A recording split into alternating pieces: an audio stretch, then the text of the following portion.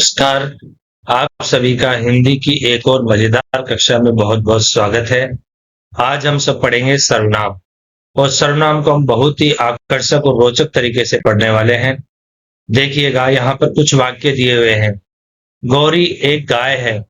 गौरी एक गांव में गई। गोलू ने गौरी को देखा। गौरी एक गाय है। वह एक गांव में गई। गोलू ने उसे देखा। यहाँ पर आप सभी देख रहे होंगे कि ऊपर वाले सेंटेंस से जो वाक्य दिए हुए हैं, इन सभी में हमने गोरी शब्द का बार बार प्रयोग किया है। और नीचे जैसे मैंने बोला गोरी एक गाय है, उसके बाद में गोरी एक गांव में गई, तो गोरी के स्थान पर मैंने किस शब्द का प्रयोग किया? वह एक गांव में गई। गोलू ने गोरी को देखा, तो गोलू ने उसे देखा। भाषा को सुंदर, संक्षिप्त और पुनरावृत्ति से मुक्त बनाने वाले साधन होते हैं, उसे हम क्या कहते हैं? उसे हम सर्वनाम कहते हैं। सर्वनाम क्या है? सर्वनाम, सर्व यानी सबका, नाम यानी नाम, यानी जो सबका नाम है, यानी सबके नाम के लिए जिस शब्द का प्रयोग किया गया है उसे हम सर्वनाम कहते हैं।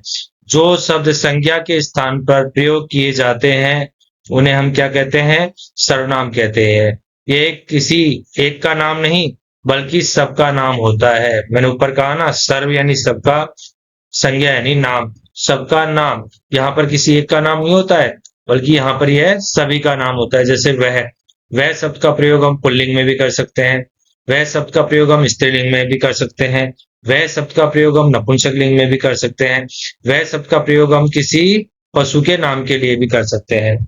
वह का प्रयोग राम लड़का, सीता लड़की या गौरी गाय किसी के लिए भी किया जा सकता है। 6 भेदों को याद रखने का मास्टर कोड है, जो आपके सर्वनाम के 6 भेद हैं। अब समस्या यह है कि इन 6 भेदों को हम याद कैसे रखें? तो इसके लिए एक मास्टर कोड बनाया गया है और उस मास्टर कोड का नाम है अनाप शनाप। अब ऐसे हो गया है अनिश्चयवाचक, ना से हो गया है निश्चयवाचक, पैसे हो गया है पुरुषवाचक।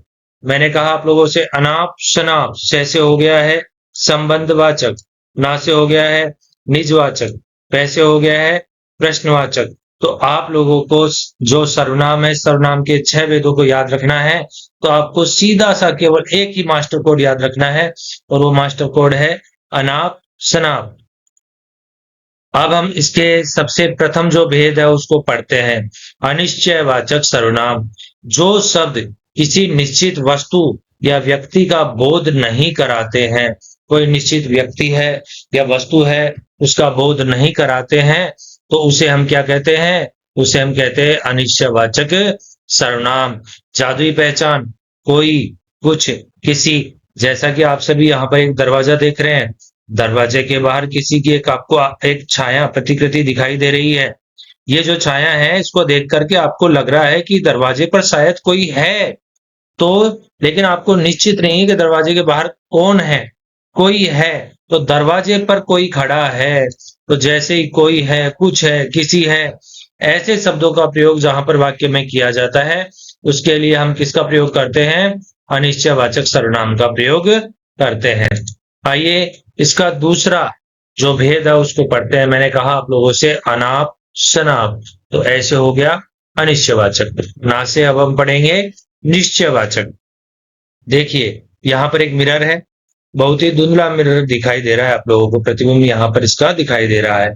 यहाँ पर आप सभी देख रहे होंगे कि जो ये आकृति है, जो तस्वीर है, वो साफ साफ नजर नहीं आ रही है, लेकिन दूसरे में जो आकृति है वो साफ साफ दिखाई दे रही है। यानी यहाँ पर ये निश्चित है, श्योर है, और यहाँ पर ये है अनिश्योर है, यानी अनिश्चित है। इसकी परिभाषा को हम कैसे देखते हैं? जो शब्द किसी निश्चित वस्तु या व्यक्ति का स्पष्ट बोध कराते हैं, कोई भी वस्तु हो, व्यक्ति हो, उसका स्पष्ट बोध कराते हैं, तो उसे हम क्या कहते हैं? निश्चयवाचक सर्वनाम। और निश्चयवाचक सर्वनाम के लिए एक जादुई पहचान कौन सी है? जादुई पहचान है यह, वह, ये, वे। तो प्यारे बच्चों, जब भी ऐसे शब्दों का प्रयोग किसी वाक्य में किया जाए तो आप उनसे पहचान लीजिएगा तो उसमें कौन सा सर्वनाम होगा निश्चयवाचक सर्वनाम, जैसे यह मेरी कार है, यह एक लड़की है। अब कार है, यह एक लड़की है, यहाँ पर क्या है, ये सारी चीजें निश्चित है। तो जहां पर कोई भी वस्तु या व्यक्ति का निश्चित बोध होता है, स्पष्ट बोध होता है, तो उसे हम क्या कहते हैं, निश्चयवाचक सर्वनाम। आइए इसके तीसरे भेद के बारे में जानते हैं। तीसरा भेद है पुरुषवाचक सर्वनाम। जैसा कि मैंने आप लोगों को इसकी ट्रिक बताई थी प्रारंभ में, अनाप शनाप, तो ऐसे हो गया अनिश्चयवाचक, ना से हो गया निश्चयवाचक, पैसे हो गया पुरुषवाचक सर्वनाम। अब पुरुषवाचक सर्वनाम को अब कैसे याद करेंगे, बोलने वाले, सुनने वाले या किसी अन्य व्यक्ति के लिए उपयोग होने वाले शब्द किसके अंतर्गत आते हैं, पुरुषवाचक सर्वनाम के अंतर्गत आते हैं। जैसा कि आप सभी यहां पर देख रहे हैं, मैं बोल रहा हूं, तो मैं कौन हो गया, स्पीकर हो गया। आप सभी कौन हो गए, लिसनर हो गए, क्योंकि आप सभी सुनने वाले हैं। और थर्ड पर्सन किसी अन्य के विषय में जहां पर कोई बात की जाए तो थर्ड पर्सन हो गया।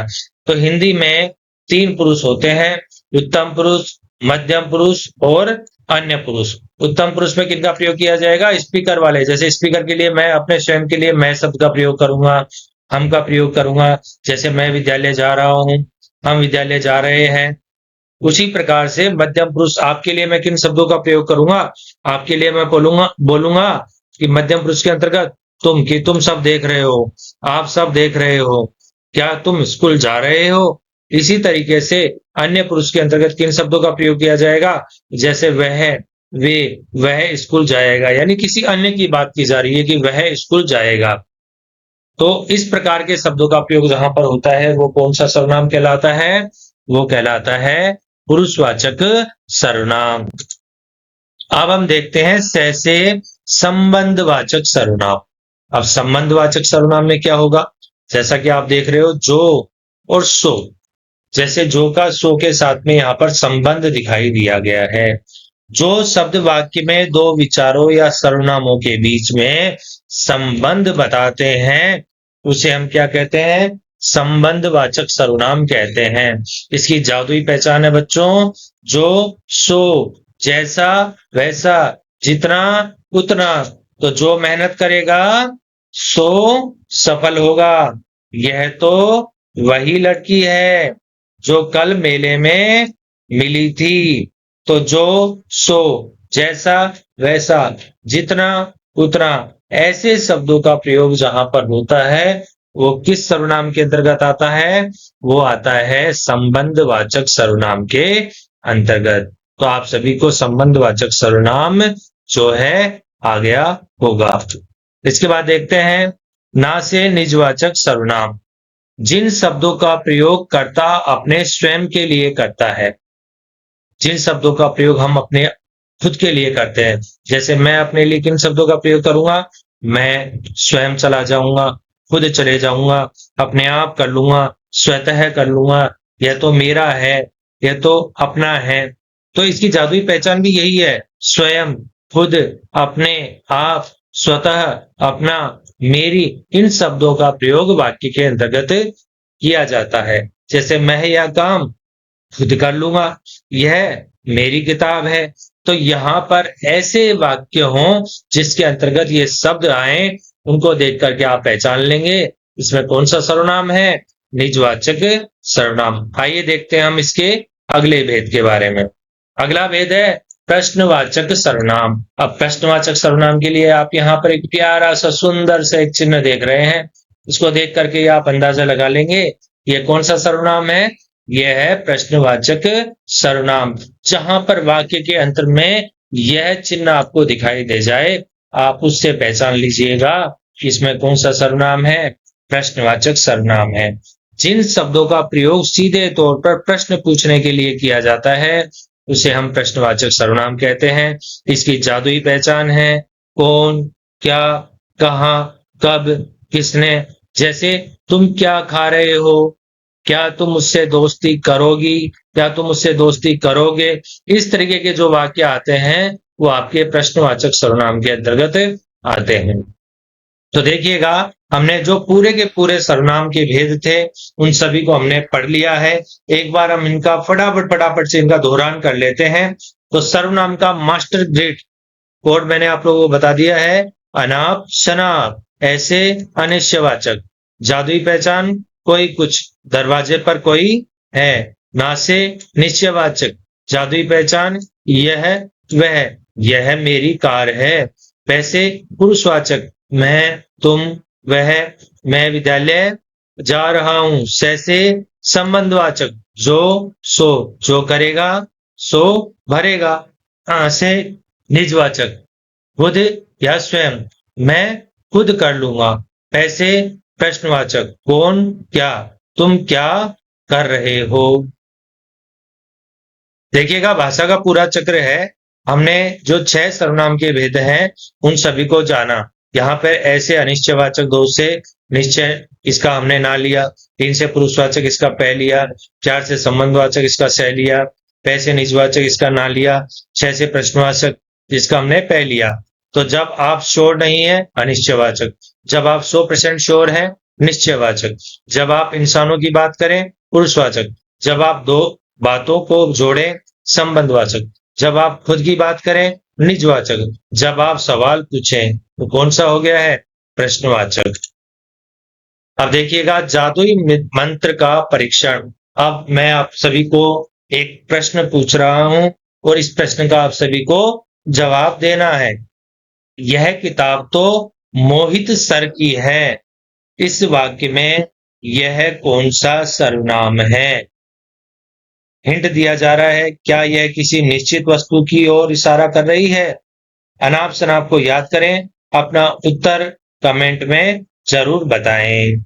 आशा करता हूं आप सभी को मेरे द्वारा आज की बताई हुई कक्षा समझ में आ गई होगी। आप सभी ने अच्छे से इसको समझा होगा, अच्छे से इसको जान लिया होगा। फिर भी आपको किसी प्रकार की कोई समस्या आती है तो आप कमेंट बॉक्स में लिख करके जरूर बताएं। मिलते हैं अगली कक्षा में, तब तक के लिए आप सभी का धन्यवाद।